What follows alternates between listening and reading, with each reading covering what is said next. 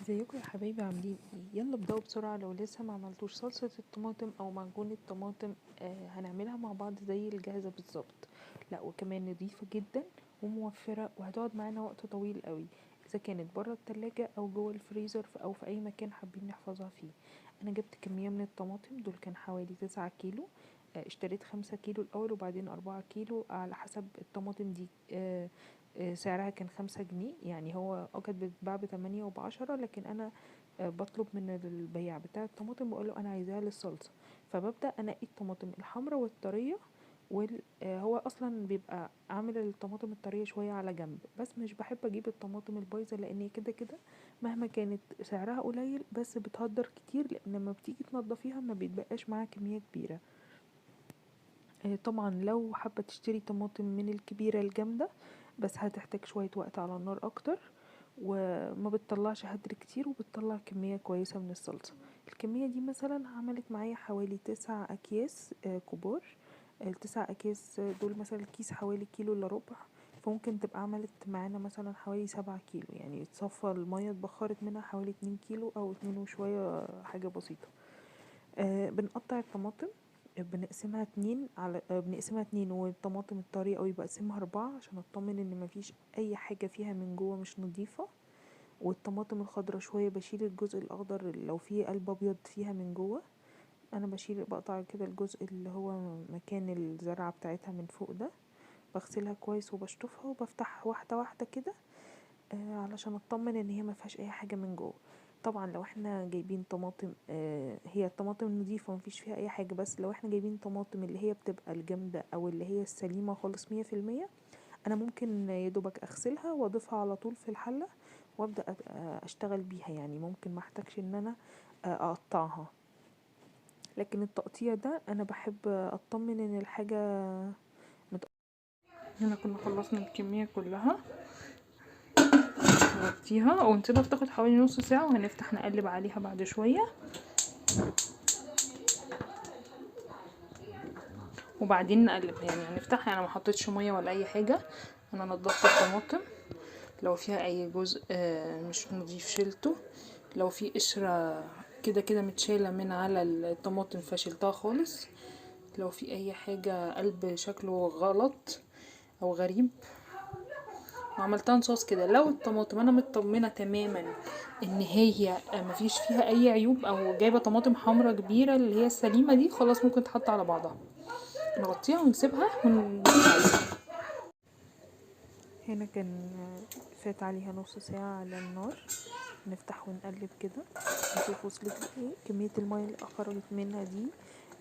طبعا احنا مش حاطين اي مية فيها خالص، دي المية بتاعتها اللي خرجت من الطماطم. انا بضغط عليها كده بالمصفى علشان خاطر احاول يعني ادمجها مع بعضها. اقدر اضربها بالهاند بلندر من دلوقتي او بالخلاط عفوا. بس انا قلت لا هخليها تتسبك اكتر علشان خاطر اخد اكبر فايدة لو في القشر اي حاجة، لان احنا هنحتاج نصفيها بعدين. بدأت اضربها كده بالهاند بلندر. بحب استخدم الهاند بلندر، بيسرع معايا الوقت، مش بحتاج استنى وقت كبير. علشان خاطر لو هستخدم الخلاط طبعا احنا عارفين لازم نستنى لحد ما اللي احنا هنضربه يبرد وبعدين ايه نبدأ نضربه. زي ما احنا شايفين كده مع بعض بقت كريمي خالص، يعني هنضرب خالص. لو حابين تحتفظوا بيها كده احتفظوا، لكن انا بحب اصفيها لان الشوائب دي البذر والقشر بتاعها بيتعب المعدة. يعني انا الاول كنت بحفظها بيها وكنت الحقيقة يعني بكسل عن الخطوة دي، لكن الخطوة دي بصراحة مهمة قوي، لان جيت استخدم الصلصة اللي اعمل بيها بيتزا او اعمل بيها حاجة لقيتها بتبقى ظاهرة في الاكل، فما كانتش جميلة، يعني ما كانتش الطف حاجة. جبت اكياس التخزين عندي كده وبدأت اعمل على قد الكمية اللي انا هستخدمها في الوجبة على قدنا. هبدأ اخرج الهواء من الكيس علشان خاطر ما ياخدش مساحة مني في الفريزر. عشان كده مع بعض هنبططها كده.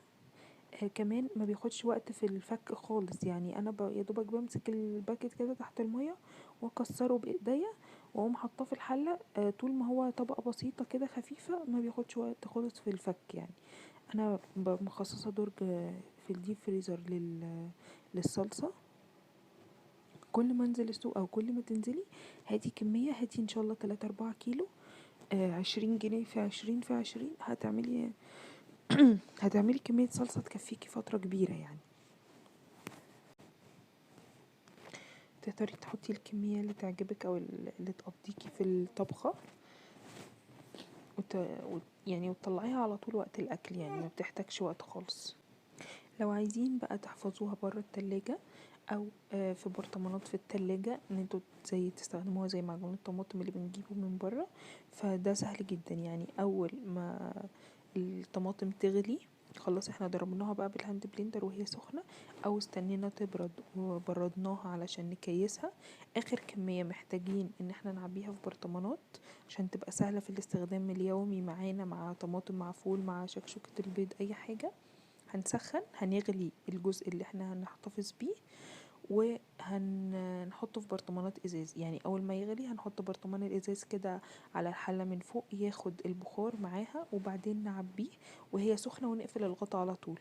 بيعمل معاكي تكة الامان اللي بنشتريها من بره، وكمان ممكن يفضل بره التلاجة لمدة شهر يعني. بس انا ما جربتش بصراحة وقت اكبر من كده، مش عارفة ممكن يحتاج وقت قد ايه.